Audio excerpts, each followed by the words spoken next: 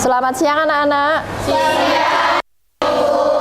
Apa kabar hari ini? Alhamdulillah, luar biasa. Allahu Akbar. Yes.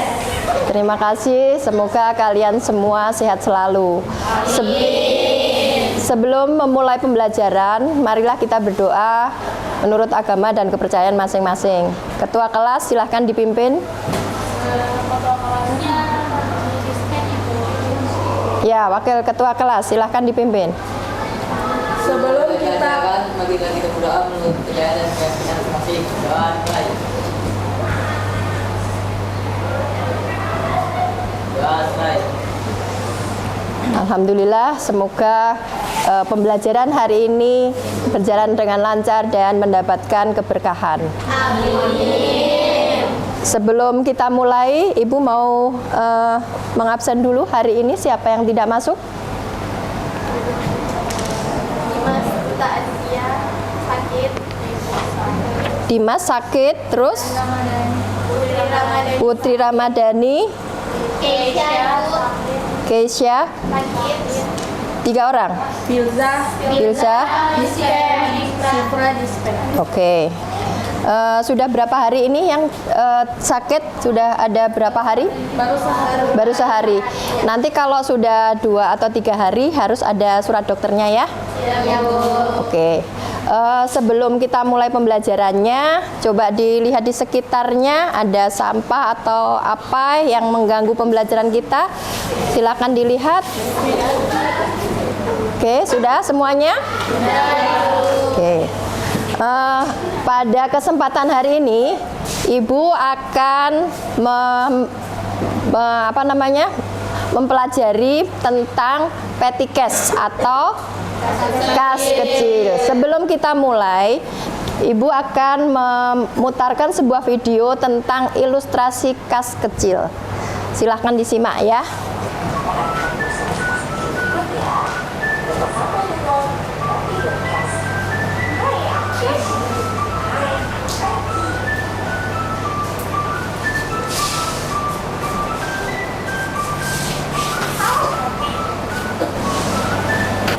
Oke, dari video yang kalian tonton tadi, apa yang ada di dalam pikiran kalian tentang kas kecil?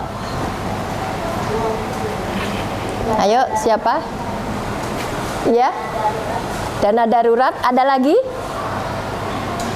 Ya, ayo. anggaran bulanan yang diberi sama perusahaan. Anggaran bulanan yang diberikan oleh perusahaan. Ada lagi?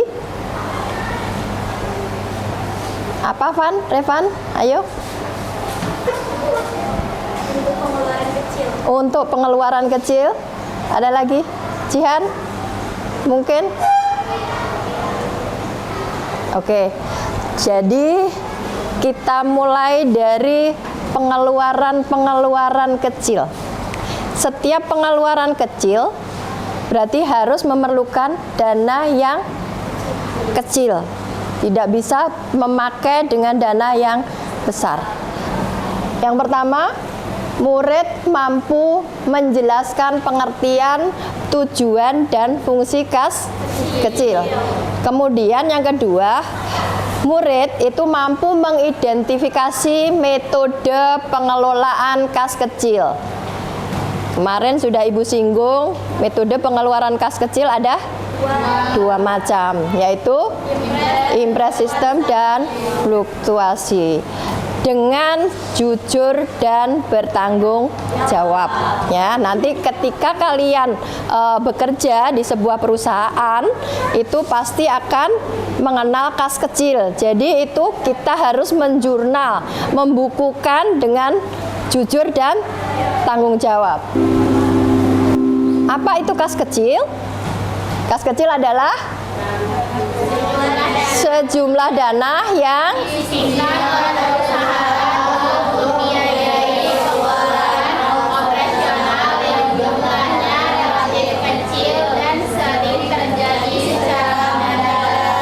Oke, jadi kas kecil adalah dana yang dipakai perusahaan untuk mendanai pengeluaran kecilnya. Dan jumlah kas kecil itu selalu tetap setiap bulannya. Jadi berapapun yang dikeluarkan, perusahaan akan mengganti kembali sehingga dana itu setiap bulan selalu tetap. Pengeluarannya apa saja? Contohnya itu ada pembelian alat tulis kantor, misalkan. Kemudian yang kedua ada pembelian materai, ya. Kemudian transportasi, listrik.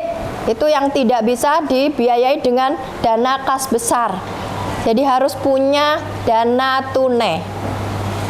Itu adalah kas kecil. Tujuan dan fungsi kas kecil. Tujuannya apa? Mempercepat pembayaran. Jadi yang pertama, ketika kita punya kas kecil, kita tidak usah bingung. Ya, kalau mau membeli alat tulis kantor yang tiba-tiba, membeli bensin yang tiba-tiba. Kalau kita punya kas kecil, punya dana tunai, berarti kita tidak bingung, ya. Tidak usah kita harus ke bank untuk mencairkan cek dulu. Tidak seperti itu. Kemudian yang kedua, tujuannya menghindari kesalahan alokasi. Maksudnya apa ini? Nah, pengeluaran kecil dan pengeluaran besar tidak campur aduk, ya.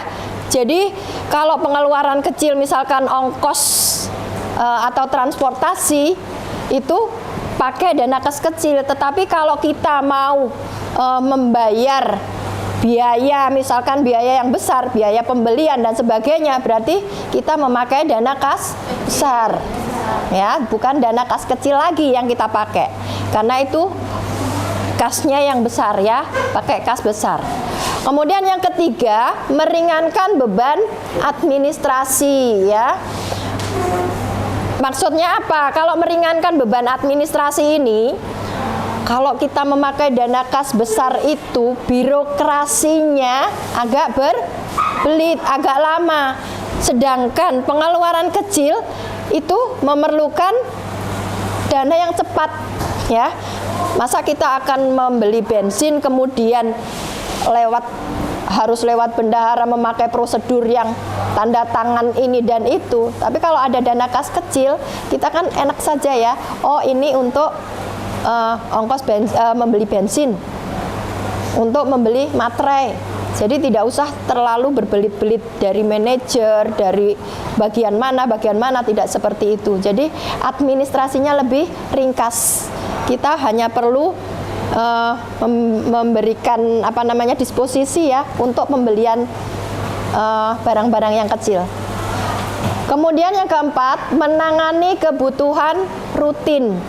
Jadi rutinitas, misalkan di sebuah perusahaan itu membayar PDAM, ya, membayar air. Berarti itu kan rutin, setiap bulan harus dibayar.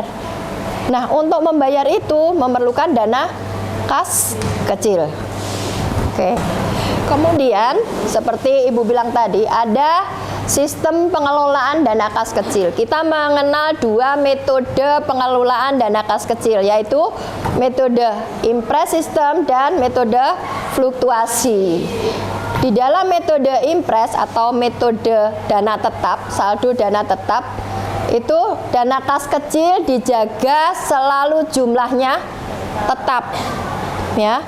Kalau di dalam metode fluktuasi, berarti dana kas kecil bisa berubah-ubah sesuai dengan pembelanjaannya.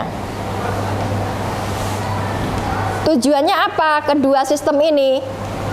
Yang kedua-duanya tujuannya adalah menjaga transparansi. Ya, kalau berkaitan dengan dana, berkaitan dengan keuangan, kita harus selalu transparan, ya. Seperti itu.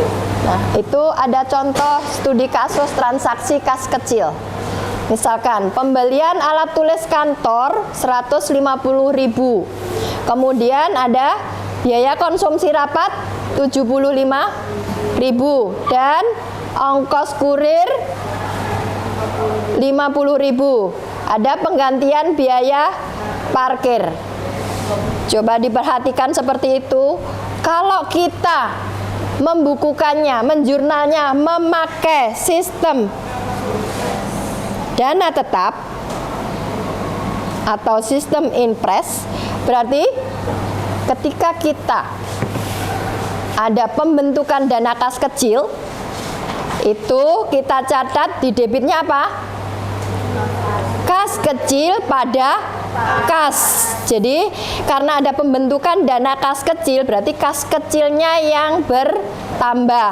Kas kecil bertambah ada di debit, sedangkan kita mengambilnya dari kas besar, berarti kasnya atau kas banknya ada di kredit. Itu pembukuan ketika kita ada pembentukan dana kas kecil dengan memakai metode impres system. Nah, ketika ada kasus tadi, ada pembelian seperti tadi, kalau kita mencatatnya dengan metode impres, berarti kita tidak harus mencatat setiap transaksi. Setiap kali ada transaksi tidak harus dicatat, tetapi mencatatnya nanti ketika kita mengisi kembali. Jadi kalau di dalam kasus tadi ada ada transaksi di tanggal-tanggal seperti tadi, kita tidak usah mencatat per tanggal, tetapi mencatatnya di pengisian kembali. Bagaimana cara pencatatannya? Cara pencatatannya ketika kita mengisi kembali, kita catat semua transaksinya.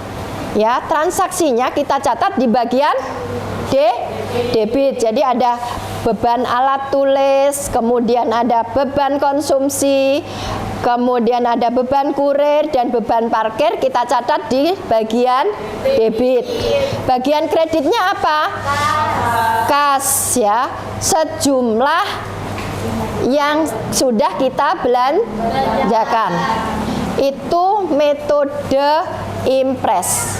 Jadi tidak mencatat setiap tanggal ya, tetapi mencatatnya ketika ada pengisian kembali.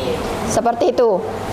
Kemudian ketika kita mencatat memakai metode fluktuasi, berarti kita harus mencatat dalam setiap tanggal ketika kita membelanjakan. Jadi sama ya, ketika kita mencatat ada pembentukan dana kas kecil, antar metode impres system dan fluktuasi itu sama pencatatannya. Jadi kas kecil pada kas ketika ada pembentukan dana kas kecil. Yang membedakan apa? Yang membedakan adalah ketika metode fluktuasi kita mencatatnya setiap tanggal. Jadi misalkan tadi di tanggal 5 ada pembelian alat tulis, berarti kita harus mencatat beban alat tulis pada kas kecil itu di tanggal 5 ya. Kemudian kalau ada lagi selain beban alat tulis, tadi ada beban parkir misalkan, berarti beban di tanggal 6 ada beban parkir pada kas kecil. Kemudian di saat pengisian kembali, berarti kita mencatatnya kas kecil pada kas bank, gitu ya. Dari sini ada yang mau ditanyakan? Iya. Mengapa perusahaan, saya masih bingung nih Bu. Iya. Masih perusahaan kecil itu butuh adanya kas kecil, perusahaan besar butuh adanya kas kecil. Oke, ada yang bisa membantu Ibu? Iya, silakan. Saya Bu, perusahaan itu perlu membentuk kas kecil atau petty cash karena ada kebutuhan pengeluaran yang sifatnya rutin, kecil dan mendadak yang tidak mungkin selalu dilakukan melalui cek atau transfer bank. Alasan utama perusahaan membentuk kas kecil yaitu mempermudah transaksi kecil sehari-hari, yang kedua menghemat waktu, yang ketiga mengurangi beban administrasi, yang keempat mengontrol biaya kecil, yang kelima menjaga kelancaran operasional.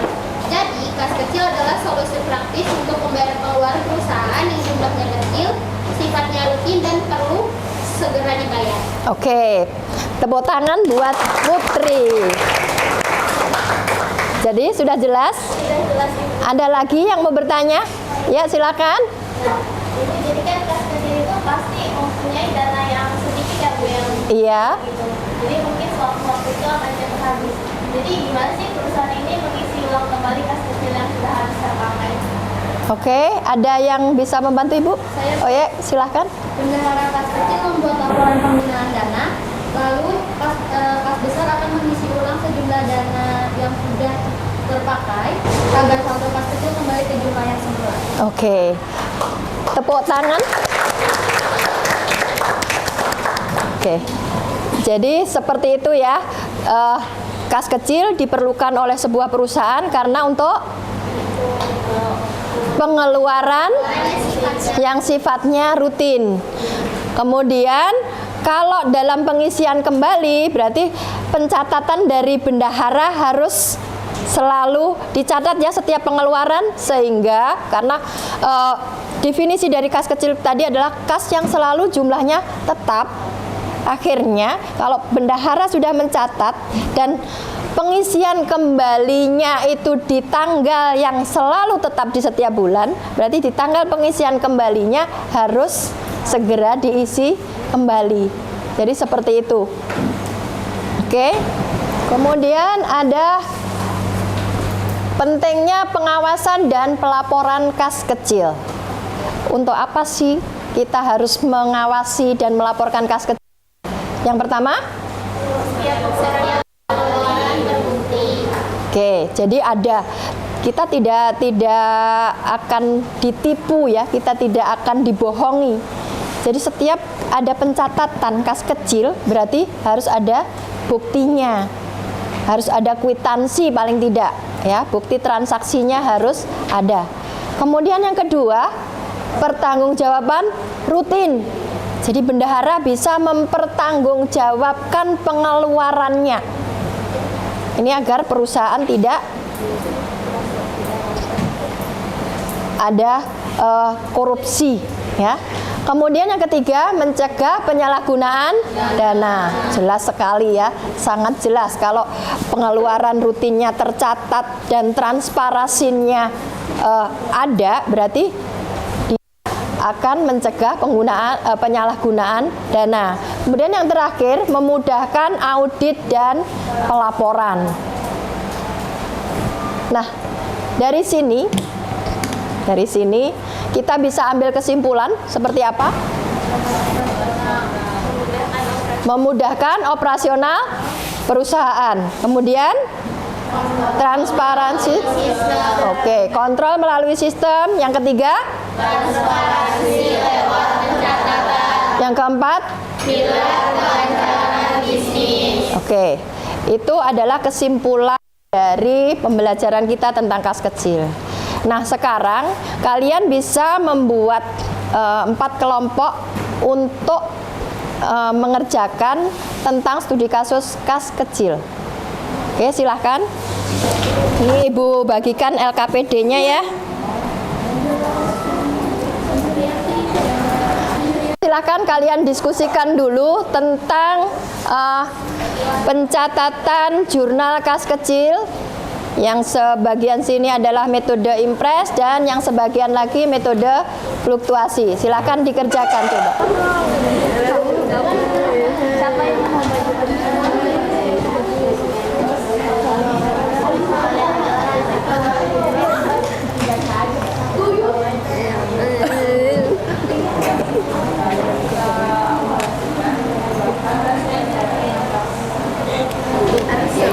Oke, sudah semuanya?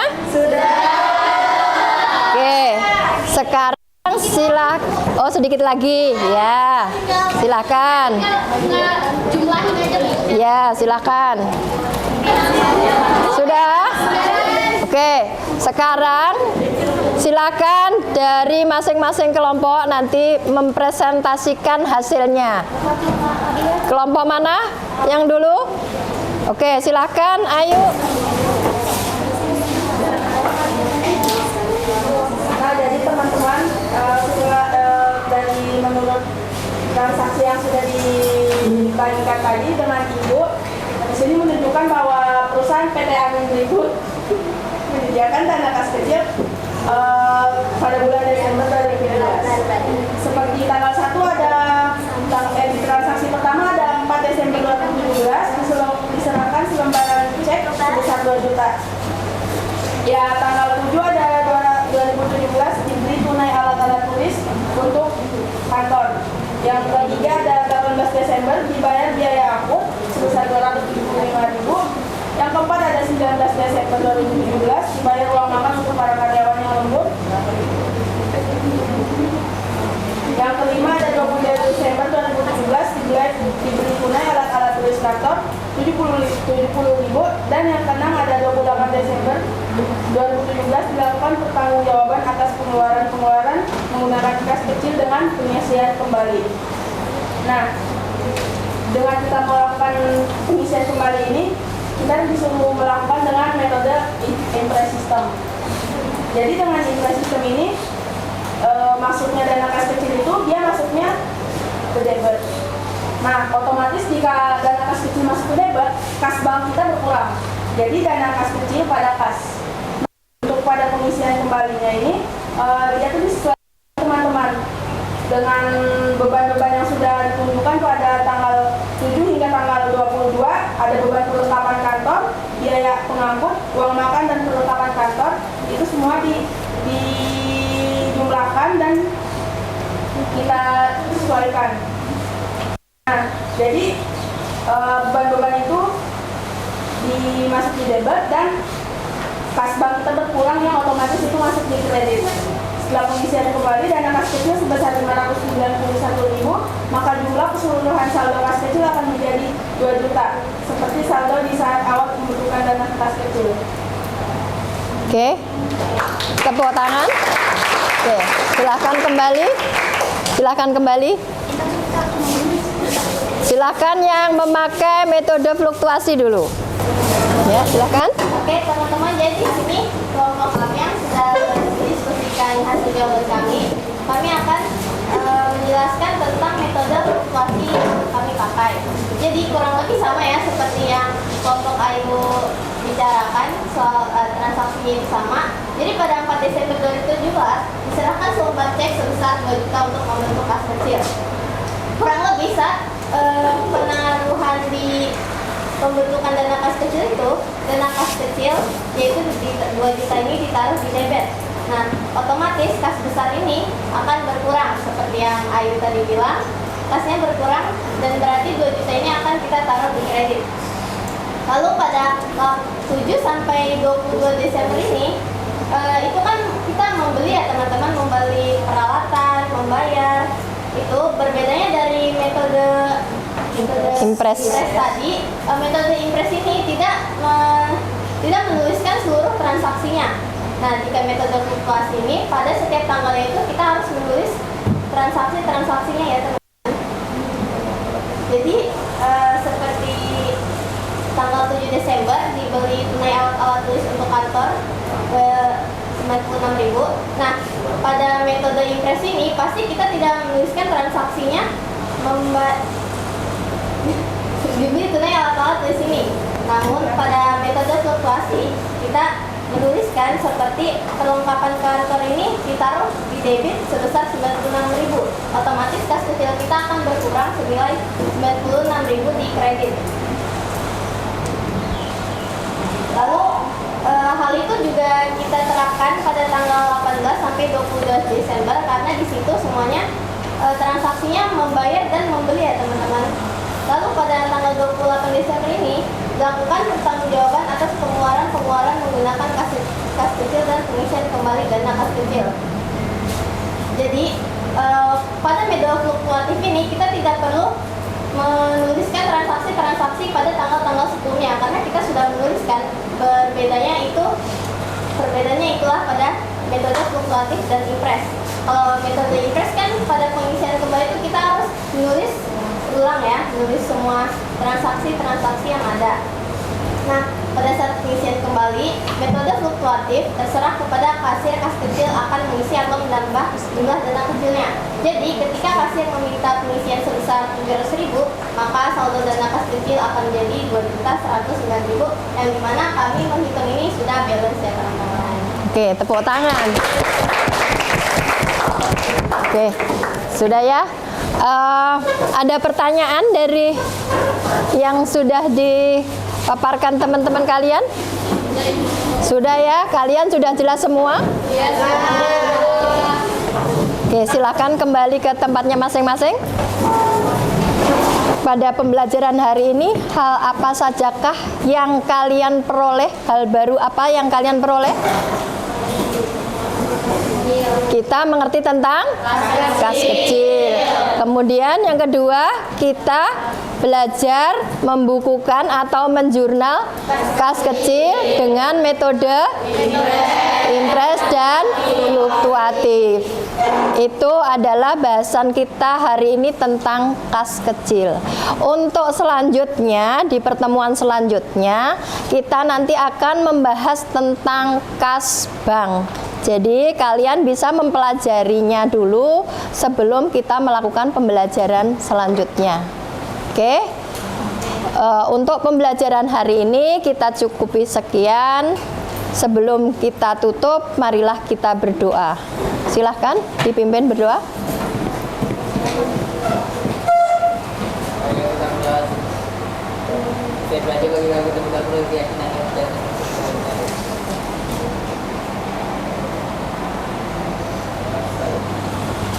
Oke, terima kasih. Assalamualaikum warahmatullahi wabarakatuh.